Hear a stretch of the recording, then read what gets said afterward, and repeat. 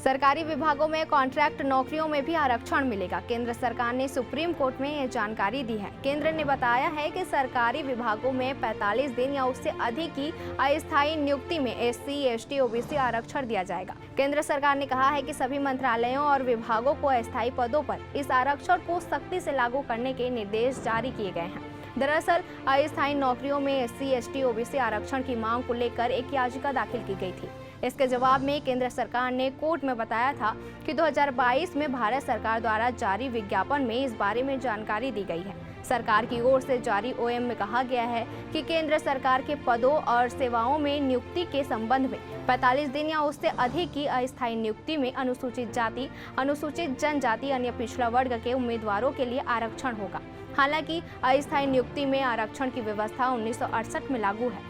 इसे लेकर 2018 और 2022 में भी निर्देश जारी हो चुके हैं। हालांकि याचिका में अनुसूचित जाति और अनुसूचित जनजाति के कल्याण पर संसदीय समिति की एक रिपोर्ट का हवाला दिया गया था, जिसमें पाया गया था कि सभी विभागों द्वारा स्थायी नौकरियों में आरक्षण के निर्देशों का पालन नहीं किया जा रहा है।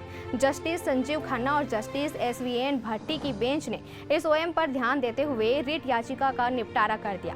कोर्ट ने स्पष्ट किया है कि यदि इस कार्यालय ज्ञापन का उल्लंघन होता है तो याचिकाकर्ता या पीड़ित पक्ष कानून के अनुसार उचित उपाय का सहारा लेने के लिए स्वतंत्र होगा।